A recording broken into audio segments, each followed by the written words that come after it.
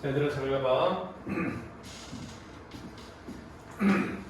오늘 우리가 할 되는 게 청순원의 학이라는 작품인데 이 작품이 소설이래, 소설. 그럼 잘 봐.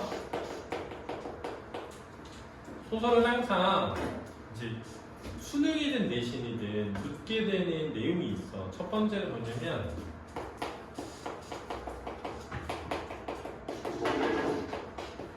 시점하고 서술자를 묻게 돼. 서술자라는 게 뭐냐면 이야기를 전달하는 사람이지. 그지? 근데 이 서술자의 뭐?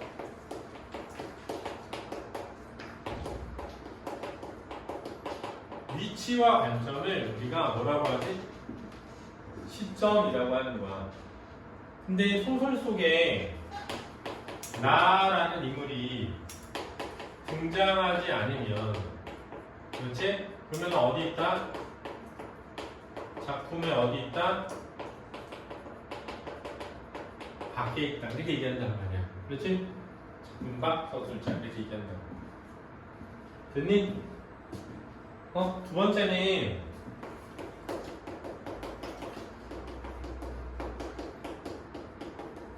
서술상 특징에 대해서 물어봐.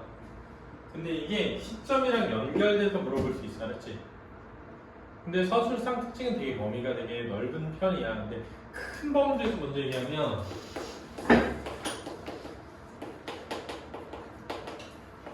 대화와 서술로 이루어져 있어, 대부분.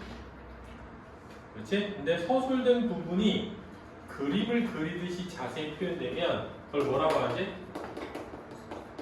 묘사라고 해. 그렇지? 여기서 끝나는 건 아니야. 여기서 더 디테일한 걸 물어볼 수 있어. 그렇지? 응? 서에서 왜? 무슨 생각했어? 눈을 막 굴리면서 뭐. 그 다음에 소설은 인물에 대해서 꼭 물어봐. 인물의 성격.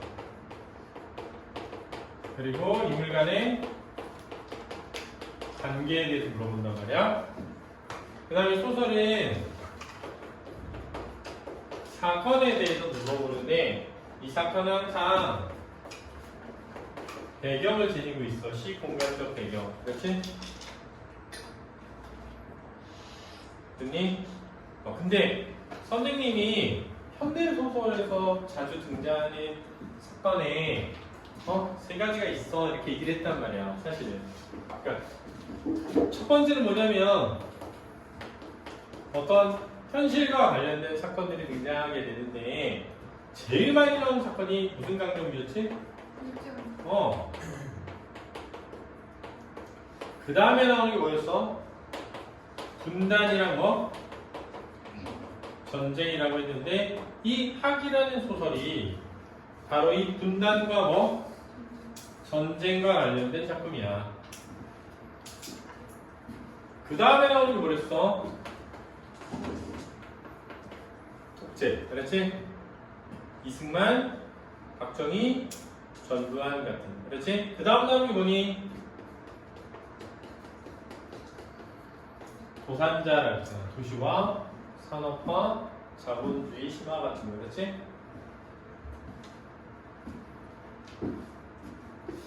자, 그런데 이제 오늘 다 그걸 다 배우려는 건 아니고 분단과 전쟁을 다루는 작품들이 나올 때 이 분단이나 전쟁이라고 하는 것이 가지고 있는 특징이 있어.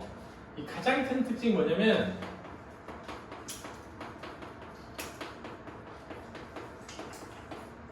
폭력과 파괴야. 그렇지? 전쟁이 일어나면 폭력과 파괴가 일어나. 그 폭력과 파괴에 의해서 뭐가 생기지? 상처가 생겨. 가족과 이어지거나 누가 죽거나 이런 상처가 생기거든. 전쟁으로 인한 그 상처에 대한 뭐? 치유를 다룬 작품이 나올 수 있어. 그렇지? 그 다음에 생각해봐 하나. 우리나라의 전쟁은, 한국 전쟁은 무슨 주의와 무슨 주의의 전쟁이었어? 사회주의와 걔네 사회자유주의야. 그렇지? 걔네도 사회자유주의야. 우리는 걔네도 공산주의 민주주의야. 인민민주주의야 걔네도. 걔네는 뭐야? 사회주의고 공산주의잖아. 우리는 자본주의야. 자유주의가 아니야. 자본주의야. 우리는 자본주의를 바탕으로 한 자유주의고 걔네는 사회주의나 공산주의를 바탕으로 한 자유주의야. 근데 우리는 사회주의나 공산주의를 바탕으로 한 자유주의나 민주주의는 자유와 민주가 보장되지 않는다라고 주장하는 거야. 그렇지?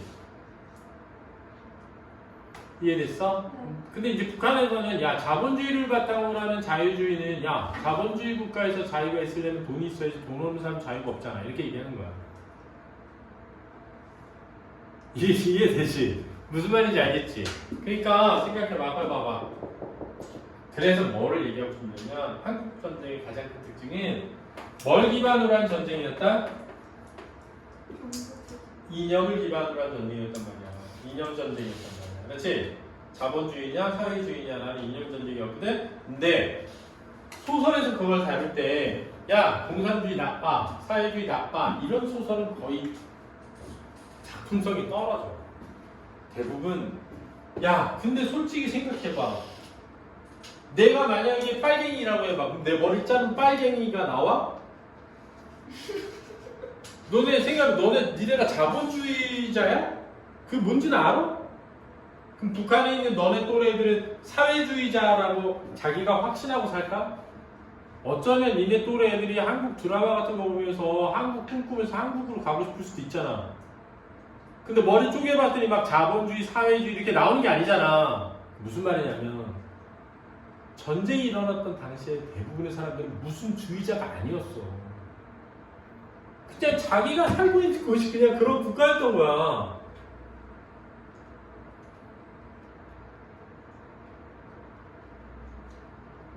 그러니까 뭘 하냐면 야 이념이 중요한 게 아니야. 이념을 뛰어넘는 무슨 해? 이걸 다루게 된다. 근데 이게 주제잖아. 그러니까 선생님이 말하고 싶은 거 얘들아 봐봐. 공부를 할 때는 어떤 보편성에 대한 이해가 있어야 돼. 그래야 실력이 생겨. 그러지 않으면 새로운 작품 볼 때마다 뭔지 몰라. 알았니? 무슨 말인지 알겠지? 이게 한국전쟁과 관련된 소설이 나오게 되면 전쟁으로 인한 상처와 그 상처의 치유를 다루거나 어떤 이념을 뛰어넘는 인간을 다루는구나. 또 하나가 뭐냐면 전쟁은 인간을 무슨 화하지? 수단화하는 말이야. 이것도 중요해. 왜냐면 전쟁은 인간을 전쟁의 뭐로 만들어? 도구로 만들거든. 근데 인간은 유일하게 뭐가 될 수 없는 존재? 수단이 될 수 없는 존재란 말이야. 그래서 전쟁이라는 상황 속에서 인간의 실존적 가치에 대한 탐구를 다루는 작품들이 진짜 많이 나옵니다. 니네 이거 잘 정리해뒀다가 선생님이 전쟁 관련된 소설 나올 때마다 내가 주제 설명해보면 니네 들어봐. 다 그렇지.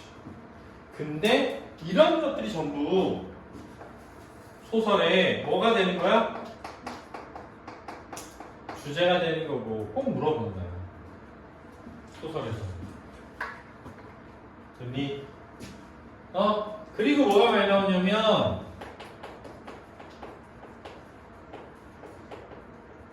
소재의 의미를 묻는 문제가 많이 나온다는 거지.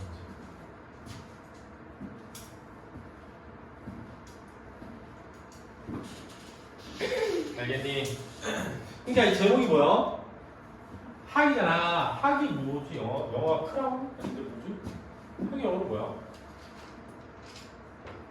C 어쩌고 W 들어가지 않나? 니네 영어 몰라? 하나가 더 했더래요. 근데 학이 무슨 재패니즈 뭐라고 하는데 그 재패니즈 붙던데 그래서 기분 되게 나빴는데 재패니즈가 뭐 지랄이야 이러면서 아무튼 영어로 한번 찾아봐. 학은 아무튼 학인데 학이 의미하는 게 뭐야? 이거야.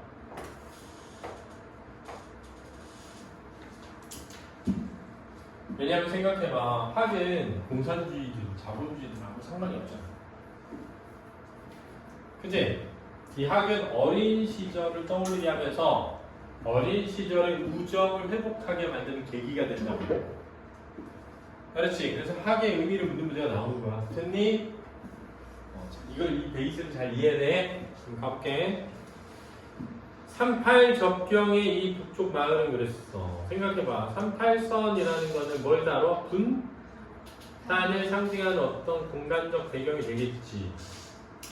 드높이 개인 하늘 아래 한껏 고즈넉했다. 우리가 이제 고즈넉하다는 건 고요하다라는 의미에 가까워.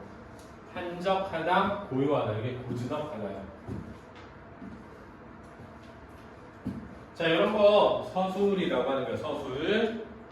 주인 없는 집 공당에, 공당이라는 건 원래 마루가 없이 흙으로 바닥이 되어 있는 방 같은 거를 공당이라고 하잖아. 그렇지? 보통은 창고 같은 걸로 쓰이는 거야. 흰 박 통만이 흰 박 통만을 의지하고 굴러 있었다. 그랬는데 일단은 의지한다라는 표현은 의인화된 표현이야. 자, 근데 여기서 좀 생각해야 되는 것은 사람들이 마을에 없음을 드러내는 거야. 그렇지? 마을에 사람들이 없이 박통만 굴러다니는 상황이야. 약간 고즈넉하고 휑하고 썰렁한 거야. 어쩌다 만나는 늙은이는 담뱃대부터 뒤로 돌렸다. 자, 여기서 조심해야 되는 건 뭐냐면 담뱃대를 왜 뒤로 돌렸을까? 이유는 1번 겸손함의 표현. 우리 담배 필 때 맞담배 피우기 그리고 좀 이렇게 담배 돌리는. 2번 불신. 사람들에게. 이거야. 왜냐면 늙은이들이 담뱃대를 돌렸다라는 말은 뭐냐면 마주대하기 싫었다. 알았니? 상대하기 싫어했다. 이런 의미지 뭐 겸손의 표현으로 온 게 아니다. 아이들도 아이들대로 멀찌감치 서 미리기를 비켰다. 제목은 뭐라고? 불신. 그러니까 뭔가 따뜻한 정이 오가는 마을이 아니라 서로가 서로를 불신하는 중인 거야. 알았지? 모두가 겁에 질린 얼굴들이었다. 이렇게 됩니다. 지금 잘 보면 늙은이들은 이랬고 아이들은 이랬고 모두가 이랬다. 이렇게 돼 있잖아. 그러니까 사실은 점층적 표현이야. 알았지? 자, 어른들, 늙은이들, 아이들, 모두들. 동네 전체로는 이번 동란에. 이게 동란이라는 게 뭐니? 자, 우리가 6.25 동란이라고 불렀단 말이야. 동족의 난이야. 알았지? 동족 간에 벌어진 비극의 난이야. 알았니? 네. 6.25 동란이라 그래. 깨어진 자국이라고는 별로 없었다. 그러나 어쩐지 자기가 어려서 자란 옛 마을은 아닌성 싶었다. 여기서 자기의 똥을 쳐봐. 자, 지금 이게 주인공입니다. 그렇죠? 그러면 지금 동네 전체는 별로 깨진 자국은 없었지만 뭔가 어릴 때 봤던 그런 옛 마을은 아닌 것 같았다는 건 등장인물이 뭐야? 심리잖아. 심리를 작품 밖에 있는 서술자가 알려면 무슨 시점이어야 돼? 전지적 작가 시점이어야 되는 거야. 뒷산 밤나무 기슭에서 성삼이는 발걸음을 멈추었다. 자, 이 성삼이가 손을 쳐봐. 바로 자기야. 거기 한 다음에 기어 올랐다. 귓속 멀리서 요놈의 자식들이 또 남의 밤나무 올라가는구나 하는 폭부리 할아버지의 고함 소리가 들려왔다. 자, 이 부분은 과거를 회상하는 장면이야. 어린 시절을 회상하고 있다. 그의 혹부리 할아버지도 그새 세상을 떠났는가?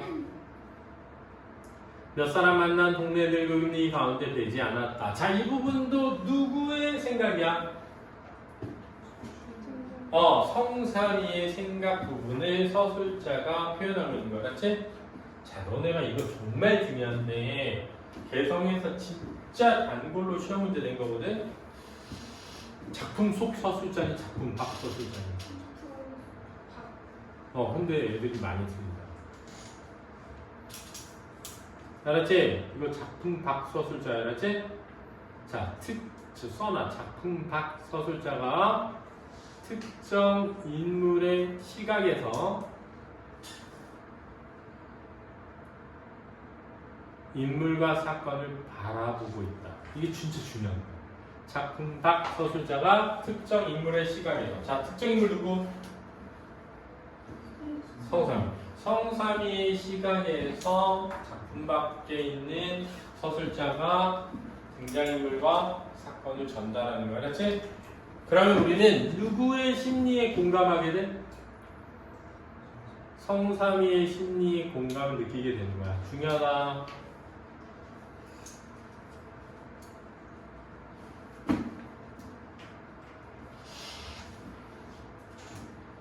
성삼이는 밤나무를 아는 채 잠시 푸른 가을 하늘을 쳐다봤다. 흔들지도 않은 밤나무까지의 남은 밤송이가 저 혼자 아람이 떨어져 내려. 자, 요것도 생각해보면 아이들이 막 밤을 잤다고 이러지 못하고 있는 거 알았지? 분위기가 임시 치안대 사무소로 쓰고 있는 집 앞에 이르니 웬 청년 하나가 고승에 묶여 있다. 자, 이 부분에 이제 새로운 사건이 뭐하게 돼? 등장하게 되는 거죠. 새로운 인물이 등장하면 원래 장면이 뭐 된다고 해? 전환된다라고 하는 거야. 그러니까 아마 맨 앞부분이 발단이고 이제 여기서부터 전개야. 여기서부터 전개라고 홍준표 알았니? 이 마을에서 처음 보다시피 하는 젊은이라. 왜? 대부분 전쟁에 끌려 가고 남아있는 사람들은 노인들과 아녀자들하고 애들 뿐이었단 말이야. 가까이 가서 얼굴을 들여다봤다. 깜짝 놀랐다. 누가? 바로 어려서 단짝 본무였던 덕재가 아니냐. 자, 이 부분도 누구의 생각? 성삼이의 생각을 서술자가 서술로 표현한 거 알아니? 따라서 작품 밖 서술자가 등장인물의 시각에서 바라보고 있다. 중요하다. 천태에서 같이 온 치안대원에게 어찌된 일이냐고 물었다. 천태 지명이야. 농민동맹 부위원장을 지낸 노민대. 자, 노민대라는 부분 봐봐. 이 부분에서 인물에 대한 반감이 드러나. 근데 이 조심해야 되는 거, 성삼이가 덕재에 대해 반감을 가진 것이 아니라 치안대원이 덕재에 대해서 반감을 드러내는 거야. 하나님, 착각하면 안 돼. 지금 자기 집에 잠복해 있는 걸 붙들어 왔다는 것이다. 성삼이는 거기 봉당 위에 앉아 담배를 피워 물었다. 자, 담배를 피워 물었다에서 드러나는 인물의 심리 묻는 문제 나옵니다. 착잡하다. 들어봤지? 착잡하다.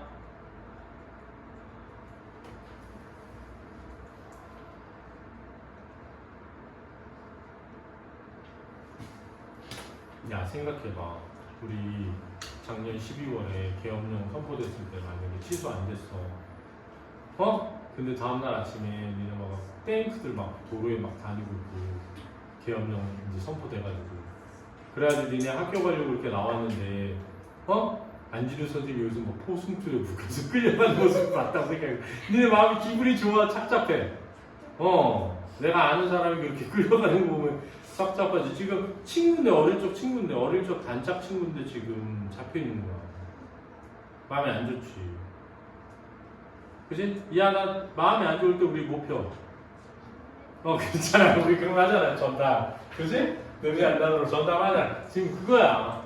착잡해서. 그렇지? 덕재를 청단까지 호송하기로 되었다. 치안대원 청년 하나를 데리고 가기로 했다. 성삼이가 다 탄 담배 꼬투리에서 새로 담배불을 당겨가지고 일어섰다.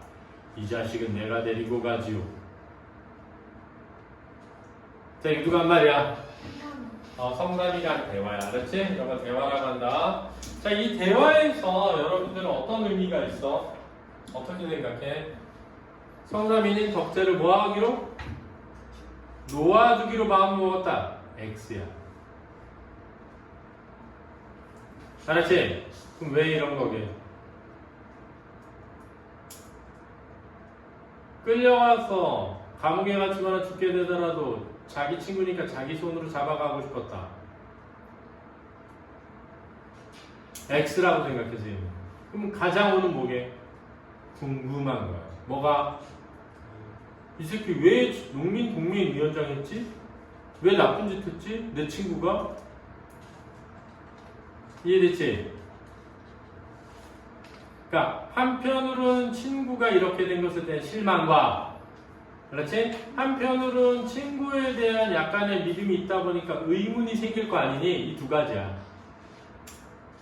이해했어? 덕질의 한결같이 외면한 채 성상이 조금 보려고도 하지 않았다. 왜? 왜? 자, 선생님이 군대를 27살에 갔거든?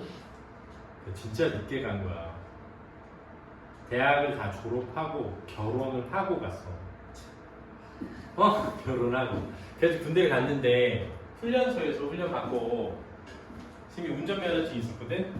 근데 운전병으로 뽑힌 거야. 후반기 이후 다 받고 자대 배치를 받아가지고 파주에 그 철책선 근무하는 그 부대로 발령을 받아서 갔거든. 딱 갔는데 노란색 이렇게 견장을 차 이등병 병아리라고 하는 거야. 근데 나는 27살인데 막 애들은 다 21살, 20살, 19살, 22살 이러잖아. 근데 막 야 입양 안지 막 대만 가가지고 막 해야 된단 말이야. 진짜 좀 창피하잖아. 그런데 경비소대장이 고등학교 때 내 친구야. 야 너네 같은 거 야 너 소대장이야? 그래서 막 아는 척 했겠어 모른 척 했겠어? 왜? 좀 쪽팔리잖아. 내 처지가 왜 나는 뭐고? 이등병인데. 근데 그 새끼가 날 딱 보더니 날 딱 보는 거야. 왜 쳐다봐. 그래서 내가 목을 외면했어 이렇게 모른 척하고. 그랬는데 나중에 이제 운전병이니까 선탑자라 그래. 그러니까 이제 간부라고 하잖아. 장교와 하사관 같은 간부들이 그 병 옆에 앉아가지고 같이 이렇게 사업할 때 가거든 차 타고. 근데 선탑자라 그래. 그 선탑자가 된 거야. 운행일지가 나와가지고 이제 차 몰고 어디 가야 되는데 선탑자가 경비소대장이야. 그래서 이제 있는데 딱 탔어. 어디 부대 가십니까? 그랬더니 3대대로 가자 이런 거야. 네 알겠습니다. 3대대 출발하겠습니다. 딱 해 시동 걸겠습니다. 그렇다 해야 되겠죠. 좌회전하겠습니다. 우회전하겠습니다. 이걸 다 해야 된단 말이야 미리. 왜요? 그걸 미리 운전병들은 다 그렇게 해. 미리 안내를 해야 돼. 옆에 선탑자. 그래서 있는데 자 부대 딱 나가자마자 갑자기 야 너 나 알아 몰라 때리는 거야. 그래가지고 병을 딱 압니다 때리더니 야 너 왜 근데 그때 나 모른 척 했어? 그런 거야. 그래서 긴가민가해서 모른 척 했습니다 이렇게. 야 말 편하게 놔. 아니 나이 새끼야 친구끼리인데 말 편하게 놔. 그럴까? 근데 중2였어 중2. 내 나이대가 보통 중2였. 그래서 어떻게 됐느냐 경비소대장. 지금 와이프가 결혼했으니까 면회 올 거 아니야. 무조건 내보내줘 밖에 나도. 그래가지고 맨날 나갔다 왔어. 맨날 경비소대장이 친구니까. 그래서 진짜 군생활 편하게 했습니다 제가. 근데 내가 말해준 거야. 야 내가 인민위원장 하다가 잡혀가지고 포승줄에 묶여있는데 친구가 온 거야. 그러면 아는 척 하고 싶어? 모르는 척 하고 싶어? 이게 진짜 나쁜 놈이 아는 척 하고 싶어. 내 친구야 나 좀 풀어줘. 나 진짜 나쁜 놈 아니야. 풀어줘. 이럴 거 아니야. 근데 구창. 친구한테 그런 걸 보이고 싶지도? 아니 왜 과학생이 소리 지르는 거야, 그렇지?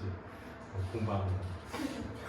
친구한테 구차한 걸 보이고 싶지도 않고, 친구한테 막 부탁하고 싶지도 않고 그런 거야. 왜? 여기서 중요한 게 있어. 왜냐하면 자기가 진짜 일부러 나쁜 짓을 한 게 아니기 때문에. 자기가 생각하기 옳은 거예요. 그게 아니라 오를 타기보다 어쩔 수 없는 그 현실 속에서. 전쟁이 났는데 피난을 가는데 아버지가 야 농사꾼이 토지를 버리고 어디 가냐, 난 안 갈 테니까 너 나가라 한 거야. 근데 늙은 아버지를 두고 혼자 갈 수가 없어서 남은 거야. 그래서 이제 그게 나와. 잘 봐. 덕제는 한결같이 외면한 채 성삼이 조금 보려고도 하지 않았다. 여기 이제 잘 봐둬야 돼. 여기서 덕제는 성삼이로부터 외면을 함으로써 약간의 부끄러움과, 그렇지? 그 다음에 거리감을 느끼고 있는 거야. 동그 밖을 벗어났다. 자, 뭐의 이동? 공간의 이동. 이거 중요하다. 성삼이 연거푸 담배만 피웠다. 왜? 치읓치읓. 마음이 뭐해서? 착잡해서. 이 연거푸 담배를 피우는 걸 뭐라 그러지? 우리 담배 하면 좀 전문적이고 일가견이 있는 서태? 이거 세 글자로 뭐라 그러니? 지읒으로 시작하는 거. 지읒, 디귿, 비읒. 담배를 계속 피우는 거. 하여튼 진짜 홍준표 알잖아, 뭐지? 담배. 줄담배. 그렇지. 뭐 해봐서 알잖아, 홍준표 그러지? 우리 서태 담배 안 하는구나. 알겠습니다. 안 하는 걸로. 얘네 좀 어떻게 알아? 해봤어 좀? 소시적에 좀 줄담배 좀 해봤어? 자, 담배 맛은 몰랐다. 왜? 답답하고 마음이 안 좋아서. 그저 연기만 기껏 빨았다 내뿜 꺼냈다. 그러다 문득 이 덕재 녀석도 담배 생각이 나려니 하는 생각이 들었다. 어려서 어른들 몰래 단무통에서 호방잎 담배를 나눠 피우던 생각이 났다. 호방잎을 말아가지고 담배처럼 피운 거야. 그러나 오늘 이놈에게 담배를 권하다니 될 말이냐? 여기서 이놈에게라는 말은 친구에 대한 뭐가 있는 거야? 불신과 오해가 있는 거야. 그렇지? 한 번은 어려서, 자 여기 과거를 뭐 하는 거야? 회? 상하는 거야. 덕재와 시오쿠리 할아버지네 밤을 훔치러 간 일이 있었다. 성삼이가 나무에 올라갈 차례였다. 벼랑간 호쿠리 할아버지의 고함 소리가 들렸다. 나머지 미끄러 떨어졌다. 엉덩이에 밤송이가 찔렸다. 그러나 그냥 발렸다. 호쿠리 할아버지가 못 따라올 만큼 멀리 가서야 절로 주물이 찔끔거렸다. 덕재가 불쑥 자기 밤을 한 줌 꺼내 성삼이 호주머니에 넣어주었다. 자 이런 거 중요한 거야. 자 이런 건 덕재에 뭐가 드러나? 성격. 자 덕재의 성격을 보여주는 소재는 뭐지? 밤. 이렇게 붙는 거야. 어떤 성격의 소유자야? 막 인민 이혼자 하면서 사람들 막 잡아 죽이고 이런 성격이야? 아니지. 착하고 순박한 거야. 순박하고. 착하고 우정이 있고 순박한 인물인 거야. 성삼이는 새로 불을 당겨 돈 담배를 내던졌다. 그리고 이 객진 녀석을 데리고 가는 동안 다시 담배를 붙여 물지 않으리라 마음먹는다. 왜? 피우고 싶을 때. 그치. 친구가 피고 싶을 것 같아서 안 피는 거야. 이것도 덕재에 뭘 드러내? 성격을 드러내. 아니 성삼이에 뭘 드러내? 성격을 드러내지. 그러니까 성삼이도 친구를 뭐 하는 거야? 배려하는 마음이 있는 거지. 자 이걸 보면 이 둘 사이의 오해와 갈등이 뭐 될 것임을 암시돼? 해소될 것이며 암시되는 거야.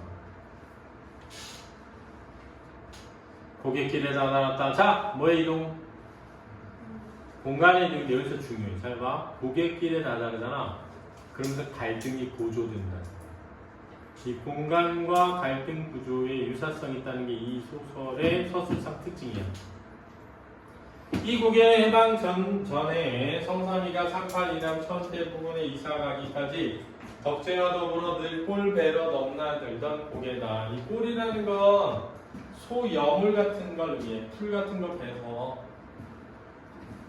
성삼이로 하라. 저도 모르고 화가 친가 고함을 질렀다. 이 자식아 그동안 사람 몇이나 죽였냐? 그제야 덕재가 힐끗 이쪽을 바라보니 다시 고개를 거둔다. 왜? 말해봤자 구차한 변명처럼 들릴까봐. 그렇지? 덕재가 다시 고개를 이리로 돌린다. 알겠다. 이 자식아 사람 몇이나 죽였어? 덕자가 다시 고개를 이리로 돌린다. 그리고 성삼이 쏘아본다. 그 눈이 점점 빛을 더해가며 제법 수염발 잡힌 이 원저리가 실룩 거르더니 그래 너는 사람을 그렇게 죽여봤니? 자 이 말에 걸음이 나도 안 죽였어. 이 자식이? 그러면서도 성삼이 가슴 한복판이 환해짐을 느낀다. 왜? 움직여서. 친구에 대한 불신이 뭐 하는 거야? 해소되는 거지. 그러면 생각해봐. 내가 친구를 잡아가면 친구도 잡혀가서 결국 죽을 수 있지. 근데 내가 친구를 뭐 해주고 싶은 마음이 있어? 놓아주고 싶은 마음이 있는데 놓아줄 수 있는 이유가 있어야 놓아주잖아. 근데 진짜 인민위원장 하면서 막 나쁜 짓 하면 사람들 막 죽이고 그랬으면 놓아주면 안 되잖아. 그러니까 마음이 환해지는 거지. 갈등이 뭐 되는 걸 해? 내적 갈등이 해소되는 거야. 이게 중요해. 여기 가슴이 환해진다는 건 내적 갈등이 뭐 되고 있다? 해소되고 있다. 밝혔던 뭐가 풀려내리는 것만 같은. 그러나 농민동맹 부위원장 좀 지낸 놈이 왜 피하지 않고 있었어? 필시 무슨 사명을 띠고 잠복해 있었던 거지? 뭐야 이거 마구는 뭐야? 니네 마구로 돼 있어? 네. 띠고 아닐까? 띠고? 사명을 띠고 확인해봐. 덕재는 말이었다. 바른 대로 말해라. 무슨 사명을 띠고 숨어 있었냐? 그냥 덕재는 잠잠히 걷기만 한다. 역시 이 자식이 꿀리는 모양이구나. 꿀리는이 뭐야? 숨기는 것이 있는. 알았지? 캥기는 것이 있는. 알았니? 이런 때 낯짝을 한번 봤으면 좋겠는데 외면할 때 다시는 고개를 돌리지 않는다. 성삼이 허리에 찬 권총을 잡으며 변명을 하려고도 않는다. 내가 제일 빈농의 자식인데다가 근농꾼이라고 해서 농민동맹 부위원장이 됐던 게 죽을 죄라면 할 수 없는 거고 나는 얘나 이제나 땅 파먹는 재주밖에 없는. 이상한데 여기? 성삼이가 권총을 잡으며 뒤에 뭐 생략된 것 같아. 알았지? 성삼이가 권총을 잡으며 덕재가 말해. 알았지? 지금 이게 야 성삼이가 권총을 잡으며 덕재가 말해. 이게 좀 이상하다. 내 생각에 성삼이가 권총을 잡으면 바른 대로 말하지 않을까? 그래서 막 이래야 되거든. 변명이라도 해보라고! 뭐 이렇게. 그때 변명을 하려고는 합니다. 내가 제일 빈농, 뭐라고 빈농이 뭐야? 가난한. 근농은 뭐야? 부지런한. 가난하지만 부지런하다고 해서 농민동맹 부위원장이 됐다는 게 죽을 죄라면 할 수 없는 거고. 나는 예나 지금이나 땅 파먹는 재주밖에 없는 사람이다. 즉, 이념적인 건 있지도 않다. 나는 그냥 농사꾼이다. 그리고 잠시 사이를 두며 지금 집에 아버지가 알아 누워있다. 벌써 한 반년 된다. 야 근데 이게 진짜면 덕재가 성삼이가 덕재 놔주는 게 진짜 휴먼 감동 스토리인데 야 이게 진짜 사기면 진짜 아버지가 아프다 이렇게 하면 약간 진짜 와 이거 진짜 와 이거 대단한 속임수인데 그지? 아빠 얘기 이런 거 나오면 진짜 부모님 얘기 일어나면 진짜 폐륜이잖아. 야, 너 인상 좀 펴. 너 왜 이렇게 맨날 벌레 씹은 사람처럼. 야, 좀 웃어, 새끼야. 맨날 왜 이렇게 쭈그리고 다니는 거야, 새끼야. 인생이 안 되는 거야, 새끼야. 그랬더니, 어제 어머니 돌아가셨어. 그래, 진짜 갑자기 막, 미친 새끼. 이 폐륜 새끼 이렇게 되는 거잖아. 아버지가 아프시다. 갑자기. 벌써 한 반년 됐다. 덕재 아버지는 호라비로 덕재 하나만 데리고 늙어오는 반농꾼이었다. 자 이런 것도 있잖아. 누구의 생각이야? 약간 성삼이가 하는 말 같은 거를 서술서 대신하는 것일 수도 있지, 그지? 아닐 수도 있지만 7년 전에 발사리가 굽고 건버더리 돋은 얼굴이었다. 잠깐 안 들었냐? 들었다. 누구야? 꼬맹이야. 아니 꼬맹이야? 저 재밌다. 하늘 높은 줄 모르고 땅만 높은 줄 알아 키를 잡고 똥똥하기만 한 꼬맹이. 무던히 새침대기였다. 그게 알면서 덕재와 자기는 빈번히 놀려서 울려주곤 했다. 그 꼬맹이한테 덕재가 장가를 들었다는 것이다. 그래 애가 몇이나 되냐? 가을에 처대를 낳는 데나. 자! 가을에 처대를 낳는 데나 라는 말은 직접 본 것일 때야 전에 들었을 때야? 네. 전에 들었을 때 쓸 표현이니까 지금 가족의 소식을 알지 못하는 거죠. 성삼이는 그만 자기도 모르게 터져나온 웃음을 겨우 참았다. 자기 입으로 애가 몇이나 되냐고 묻고서도 이 가을에 처대를 낳게 됐다는 말을 듣고 무서워 못 견디겠다는 것이다. 그러지 않아도 작은 몸에 곧 배를 하나로 안고 있을 꼬맹이. 그러나 이런 때 그런 일로 웃거나 농담할 처지가 아니라는 걸 깨달으며 하여튼 네가 피하지 않고 남아있는 것 수상하지 않아? 나도 피하려고 했지. 이번에 인학에서 쳐들어오면 사내랑 사내 모조리 잡아 죽인다고. 17에서 40살까지 남자는 강제로 북으로 이동하게 됐었어. 할 수 없이 나도 아버지를 얻고 피난 갈까 했지. 그랬더니 아버지가 안 된다는 거야. 농사꾼이 다 지어놓은 농사를 내버려두고 어딜 간다냔 말이고. 그래 나만 믿고 농사일로 늙은 아버지의 마지막 눈이나마 내 손으로 감겨드려야겠고 사실 우리같이 땅이나 파먹는 것이 피난 가는 데자 별 수 있는 것도 아니고. 지난 6월 달에는 성삼이 쪽에서 피난을 갔었다. 자 이거 과거야. 밤에 몰래 아버지도 피난 갈 얘기를 했다. 그때 성삼이 아버지도 같은 말을 했다. 자 이 말을 통해서 성삼이는 덕재의 말에 신뢰를 하게 되겠지, 그지? 그리고 무슨 상년? 동병상련의 감정을 느끼게 되는 거죠. 농사꾼이 농사를 널어놓고 어디를 피난 간단 말이냐고. 성삼이는 혼자 피난을 갔다. 남쪽 어느 낯선 거리와 촌락을 헤매다니며 언제나 머리 떠나지 않은 건 늙은 부모와 어린 처자에게 맡기고 나온 농사일이었다. 다행히도 그때나 이제나 자기네 식구들은 몸성이들이 있다. 고갯마루를 넘었다. 자 뭐의 이동? 공간의 이동. 자 이제 갈등이 뭐 되는 거야? 해소. 어느새 이번에는 성삼이 쪽에서 외면을 하고 먹고 있었다. 자 이것도 중요하다. 왜 성삼이가 외면을 하고 있을까?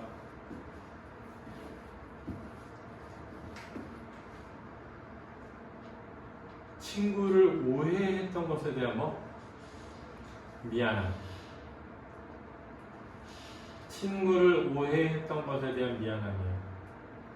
자, 선생님이 지금 니네 학교 프린트 보고 하는 거기 때문에 설명이 없어. 그래서 내가 최대한 해주는데 빼먹을 수도 있어. 그러니까 학교 선생님이 설명하신 거 잘 적어놔야 돼. 그리고 납득이 안 되면 질문해. 알았지? 내가 이거 그냥 니네 학교 프린트로 하는 거니까 뭐 준비를 해서 하는 게 아니잖아. 그러니까 좀 미리미리 올려달라고 몇 번 얘기해도 그냥 그래. 내가 이쌤이 부탁했잖아. 이거 왜 안 올려줬어? 예은 하나 내가 부탁했지? 다음번에 올려. 나 진짜 제목이라도 올려 제발.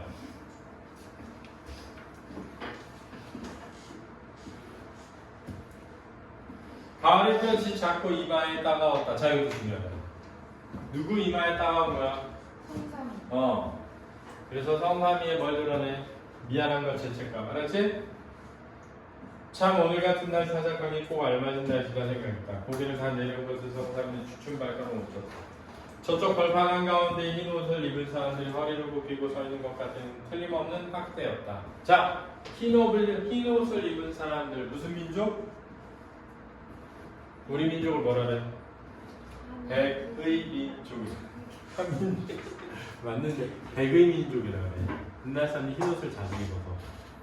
그러니까 생각해봐. 야, 이념적 대립보다 뭐가 더 중요해? 민족애가 더 중요한 거야. 알았지? 소위 38선 완충지대가 되었던 이곳. 사람이 살지 않는 동안에도 이들 학들만큼은 전대로 살고 있는 것이었다. 자, 전쟁은 서로를 미워하고, 그지? 서로를 적으로 여기지만 하긴 그렇지가 않잖아. 그러니까 그런 이념적 갈등을 뛰어넘는 존재로서의 상징적 의미를 지닌다. 알았니? 따라서 여기서 하긴 백이민족을 상징하면서 이념의 대립을 뛰어넘는 우리의 민족애를 드러내는 거야. 알겠니? 적어놓으라고 빨리.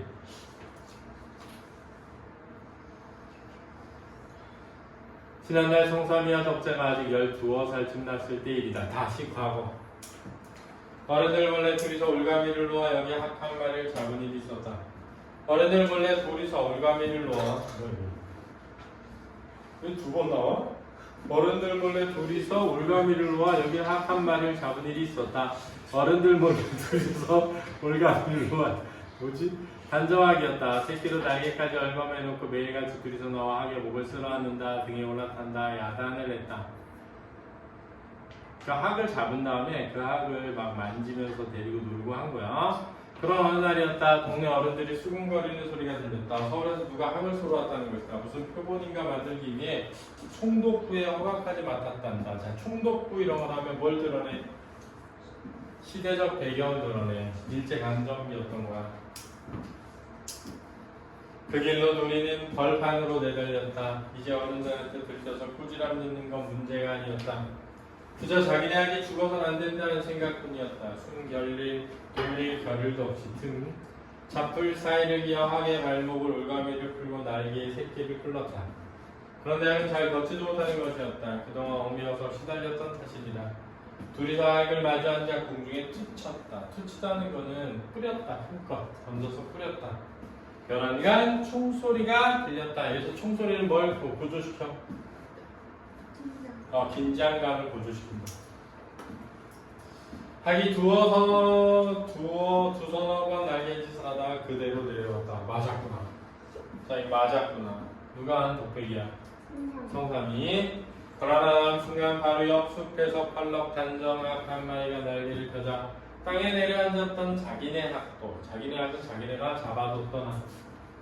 긴 목을 뽑아하는 우르물전이 그대로 공중에 날아올라 두 소년의 머리 위에 동그라미를 그리며 저쪽 멀리로 날아가 버리는 것이었다. 두 소년 언제까지나 자기네 학이 사라진 푸른 하늘에서 눈을 뗄 줄 몰랐다. 여기서 학은 뭘 얻은 거야? 자유를 얻은 거죠. 자, 그렇기 때문에 이 일을 떠올린 성삼이의 이 생각에서 성삼이가 누구에게 자유를 줄 것임을? 덕재에게 자유를 줄 것임을 암시하는 거야. 이거는 암시라고는 할 수 있는데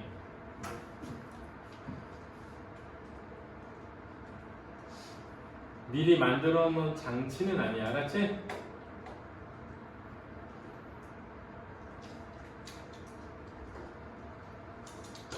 야, 우리 학사형이나 뭐라고 하자.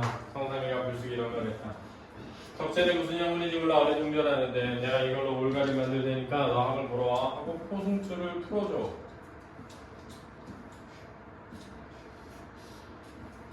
이상한데 어느새 정풀새를 비는 거를 줬다.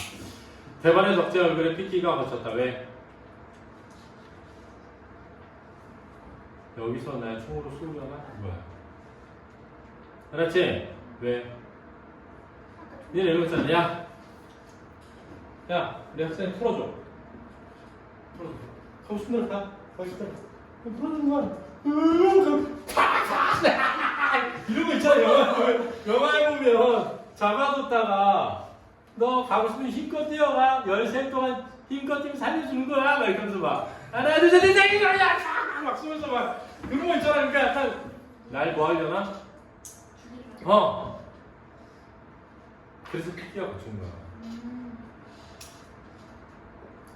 좀 전에 너는 총살감이라는 말이 퍼뜩 머리를 스치고 왔다. 이제 성삼이가 기어가는 쪽 어디에서 총알이 날아오겠지? 저만치서 성삼이가 획 고개를 돌렸다. 자, 이 부분만 덕재의 생각이 들어가는 거야. 알았니? 중요하다. 소설 전체적으로는 누구의 생각이? 성삼이 입장에서 이야기를 전달하는데 이 부분에서만 덕재의 심리가 들어가는 거다. 저만치서 성삼이가 획 고개를 돌렸다. 야, 왜 바보같이 서 있는 거야? 어서 확인하 물어보라고. 그제야 덕재도 무엇을 깨달은지 자신을 뭐 해주는 것? 잡풀 사이를 기기 시작했다. 때마침 단정한 두세 마리가 높푸른 가을 하늘에 곧 날개를 펴고 유유히 날고 있었다. 그러니까 하면 여기서 자유를 의미하면서 동시에 민족애를 의미하는 거야. 그러니 인간애를 의미한다. 와우, 전문인데 이렇게 참 잘 수업을 끝냈네요. 그렇지. 수고했다. 화장실 다녀오도록.